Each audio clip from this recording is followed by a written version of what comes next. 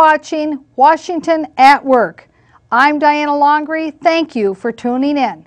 This program is brought to you from the SCC studios out of White Bear Lake. Washington at Work is a program that takes a look at national issues, primarily focusing on peace, justice, and jobs. Previously on Washington at Work, we took a look at the Ways and Means Committee meeting of April 1st, 2011. This particular hearing addressed looking at AARP and the efforts that they undertook in supporting the recent health care insurance reform bill of 2010. Now, of course, we only were able to cover a portion of those proceedings and talked about what happened at the first panel that was presenting their information to Congress. Today, we're going to take a look at some additional testimony and comments of representatives with regard to this very important issue. So with that, let's take a look at our first film footage. This, of course, is from C-SPAN, the Ways and Means Committee hearing of April 1st, 2011. One of my favorite, I'm glad to see you associated with that small but essential, and George Washington University. You went out of your way, Counselor, to explain that you had no particular knowledge of health care providing institutions. I assume that you didn't think that was necessary in order to testify about AARP.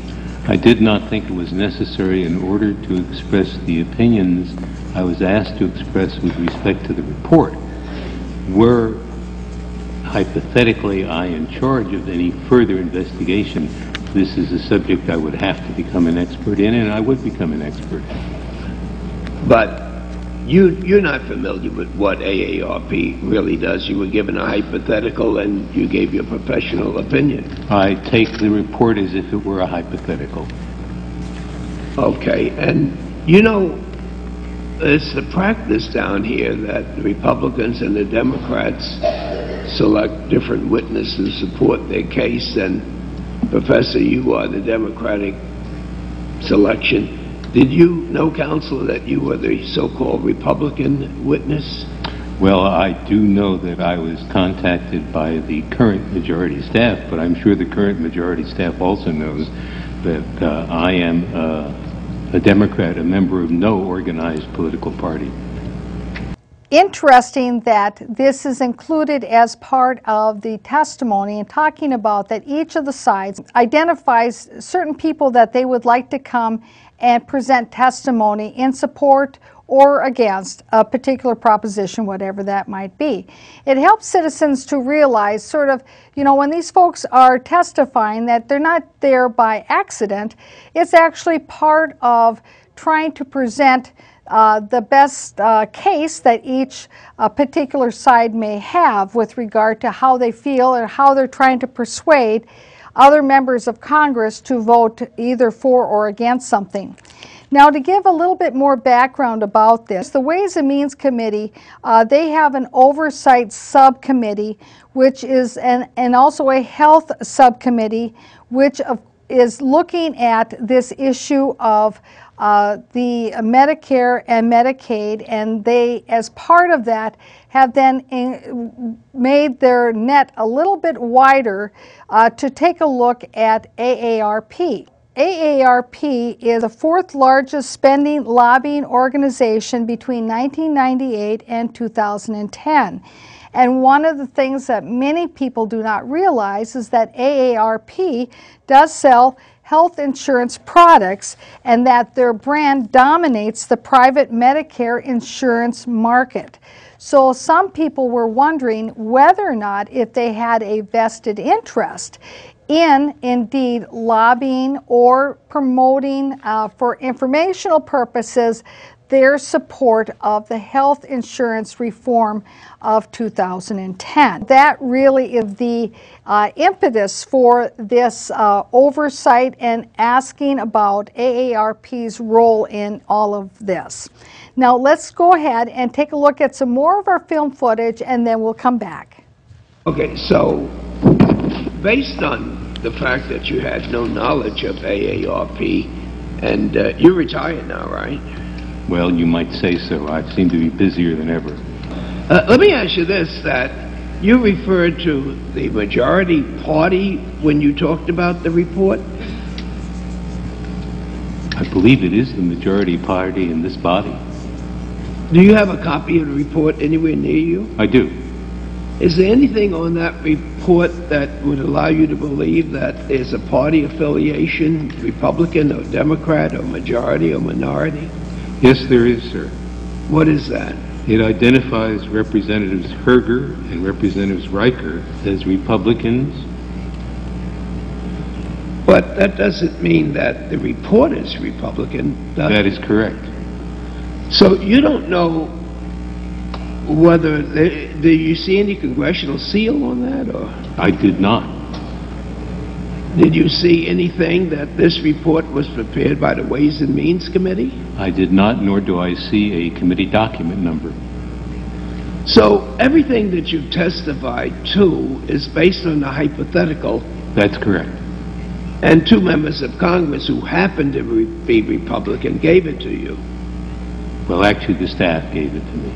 So then you would assume that they did it on behalf of the two Republican members. I do assume that.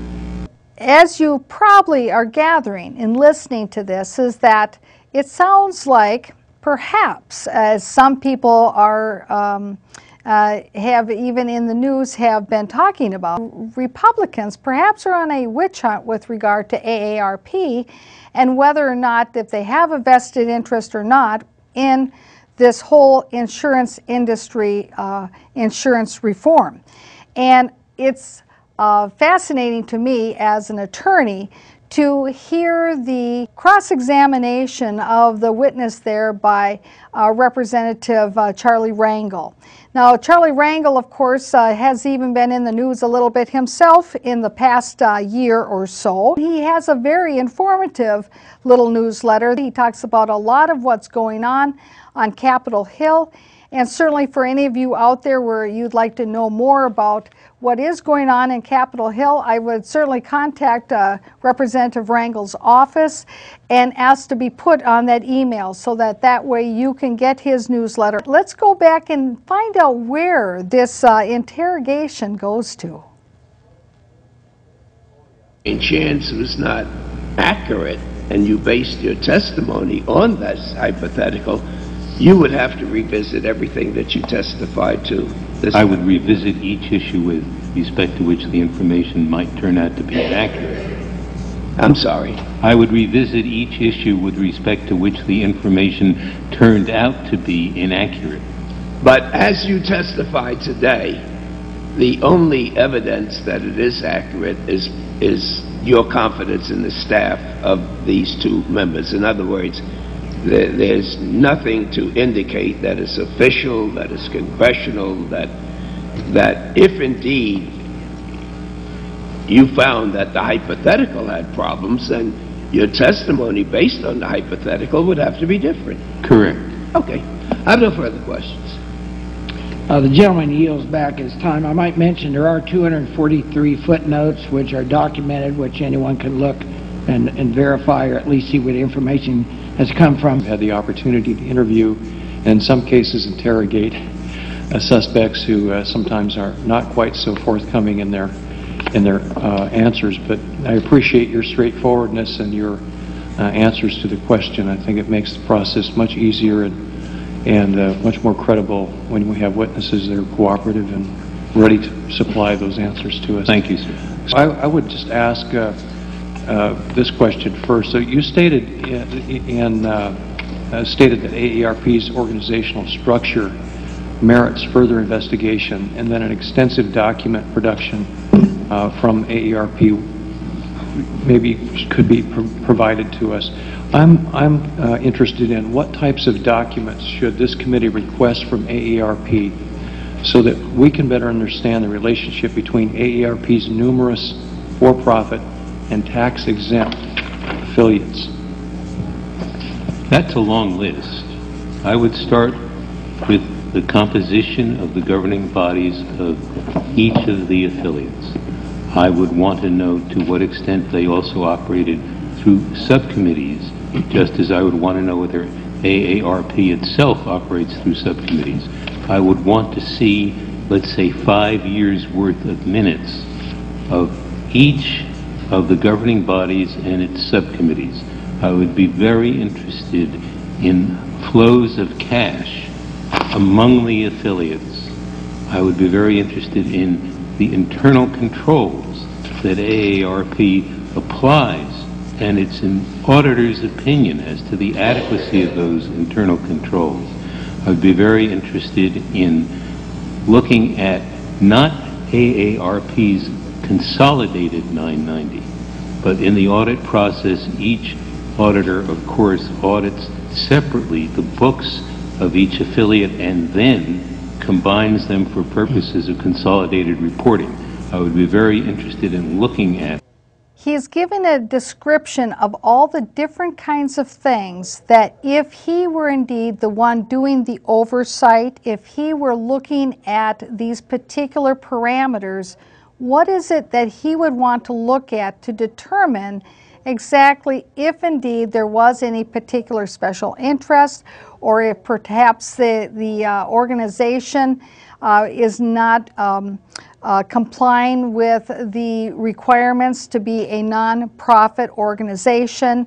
And so I think the congressperson here has asked a very good question to say, okay, now if you were the professional who was looking at the same issues we have to look at, what is it that you would ask for? This is a helpful dialogue in looking at really, truly, are we going to understand what information we need to have before us to do the proper oversight to be able to make those determinations, rather than whether or not if it's just an emotional witch hunt because somebody decides that they think that AARP is more Democrat than they are Republican. You know, who knows?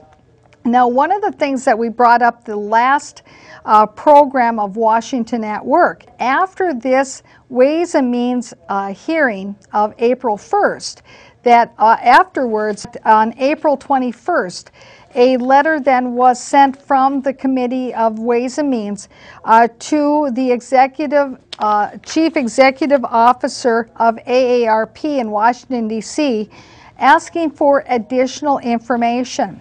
Now, in that letter, this letter is approximately 6 pages long. So, in the outcome after the hearing, they determined that there was additional information that they wanted. This additional information was based on testimony that they received during the hearing. A couple of different questions that I found to be certainly of interest to me.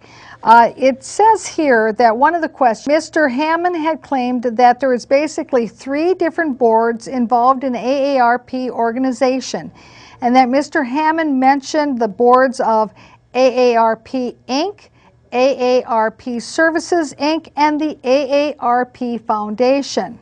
However, it goes on to say, Mr. Hammond failed to recall the AARP Insurance Plan Board, which processes $6.8 billion in insurance premiums in 2009 and claimed 7 AARP Inc. directors as its entire board in 2010.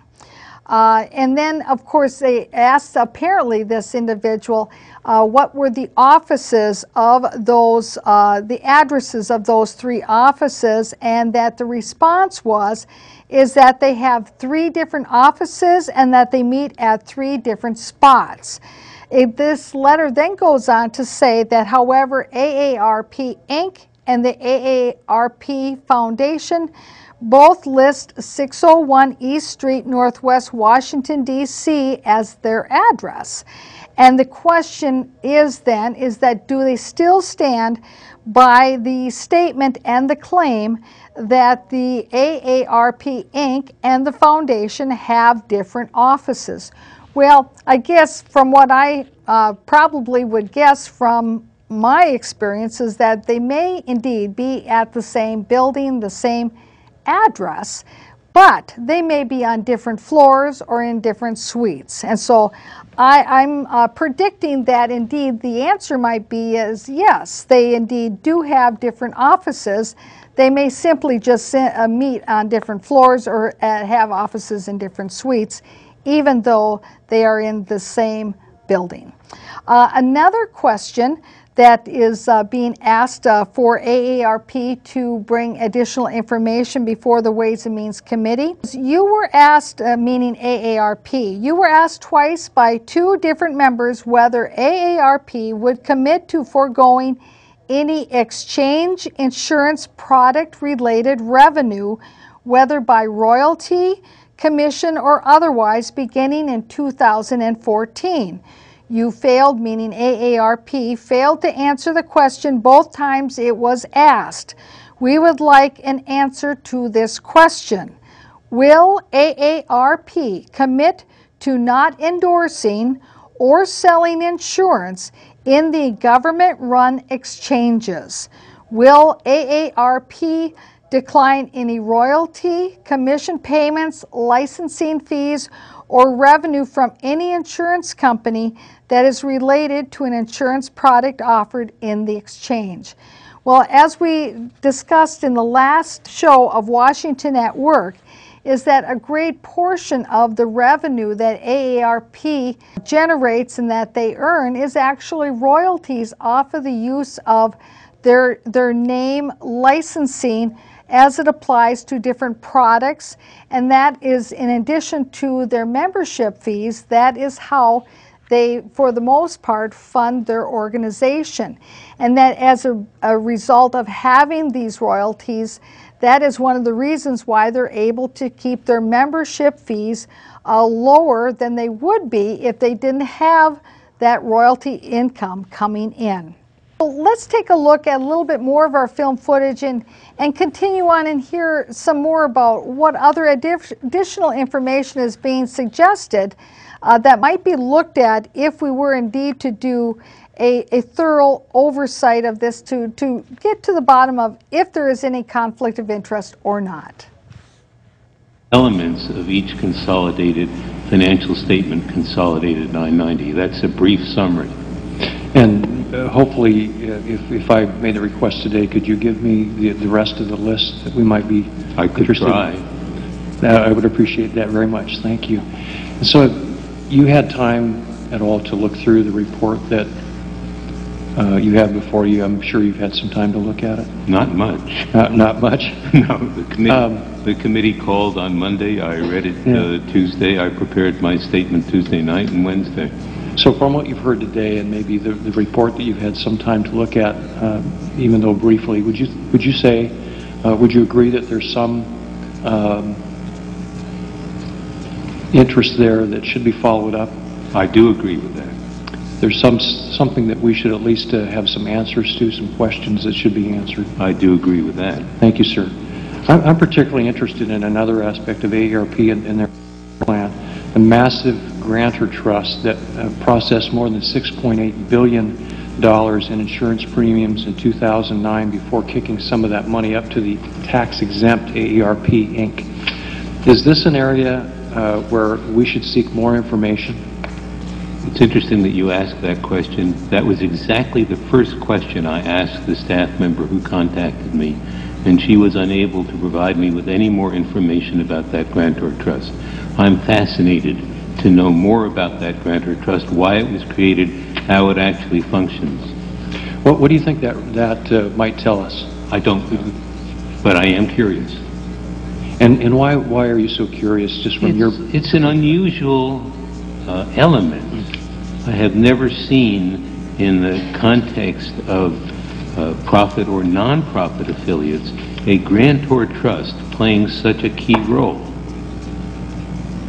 Keep in mind, I think they said 6.8 billion in that particular question, and a little bit earlier in this program, I had indicated that one of the questions in this 6-page letter where they're looking for additional information is with regard to the $6.8 billion in insurance premiums in 2009 claimed by the insurance plan board, and that the AARP Inc. directors are the same 7 directors of the insurance plan board. It would be best to have maybe different board members of these particular boards, so that way you don't have such a close connection between the operations of one board to another board.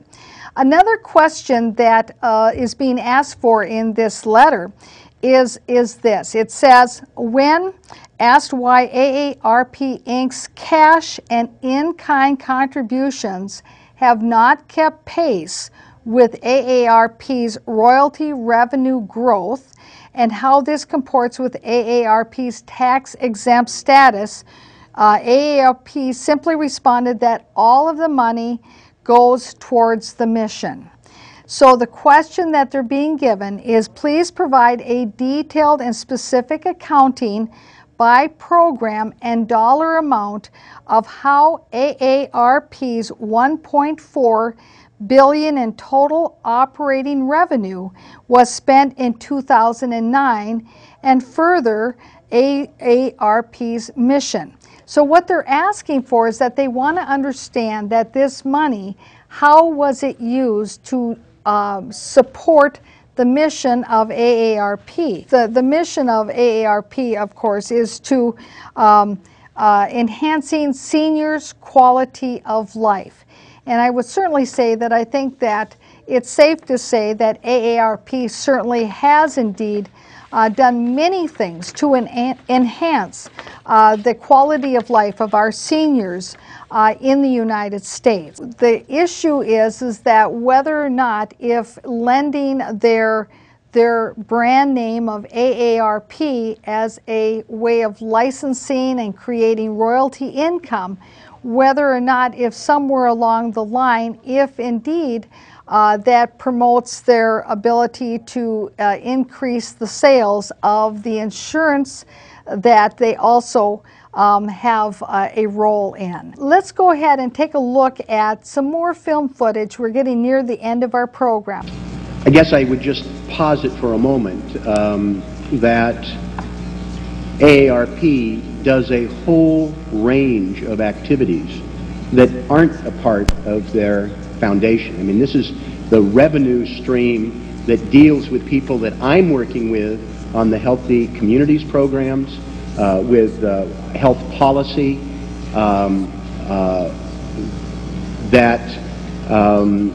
this is part and parcel of what they do that is part of the revenue structure, which Mr. Josephson seemed to feel was so complex. If I understood Professor Hill correctly, you mentioned Harvard University has over 100 affiliated entities. I wonder if either of you are familiar with the AAA program. I am not. No, not specific. Well, I mean, here we have a program that operates in about a dozen countries.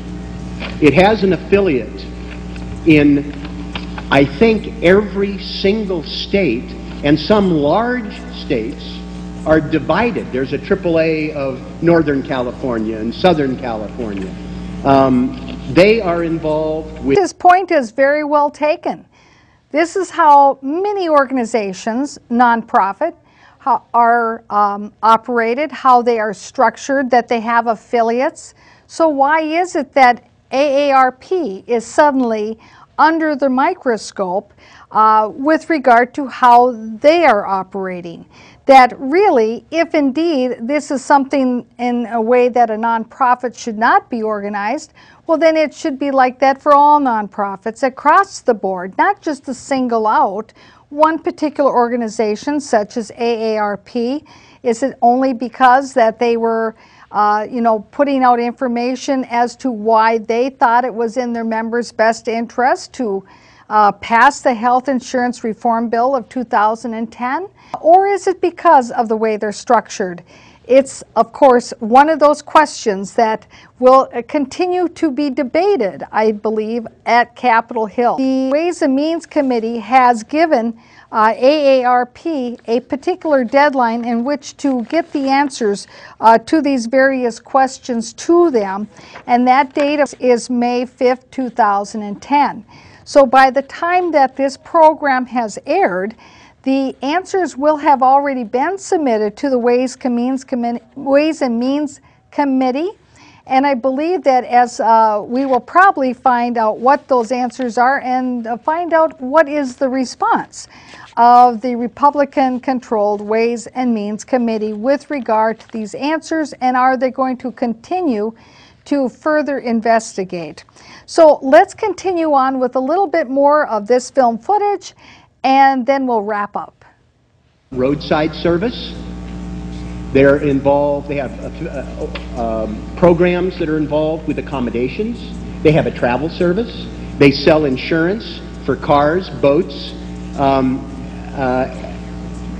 and I think it's a fair assertion that to have all of those entities involved in all those lines of business, that it would not look substantially different than what is being waved around here for AAA.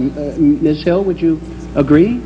Yes, I would agree as a hypothetical matter. I would just like to reiterate how important it is for all of us, and possibly the committee might choose to do this, to look at the Schedule Rs going forward. These are the information returns filed, signed by the organization under penalty of perjury. This new Schedule R really is important in understanding complex structures.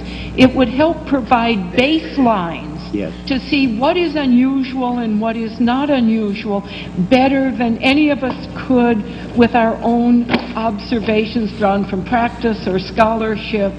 But I have to say that just even in teaching my exempt organizations class, I have drawn on the board structures that are more complex than what we saw in the report, because young lawyers have to know about those structures. But the Schedule R is so helpful to an inquiry like this. And so I think use it. Thank you, Professor Hill. And I don't want to prolong this, but I think it would be useful for people who are raising some, what I think are rather bizarre notions and having a conspiracy theory and so forth, just look at some other complex organizations. I do a lot of work with AAA. They have advocacy programs for public safety. They are part of a group that we're working with to try and deal with how we actually finance infrastructure in this country. They have played an integral role in public policy in my state and nationally. They lobby, they get involved with politics, but, as I mentioned, they're also involved with banking and loans.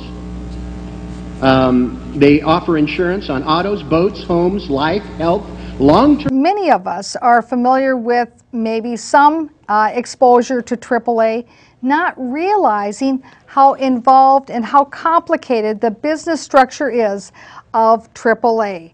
So AAA is one example, and AARP is an example. Many of these organizations all have very complex organizational structures in order to be able to function to meet the mission needs of their members.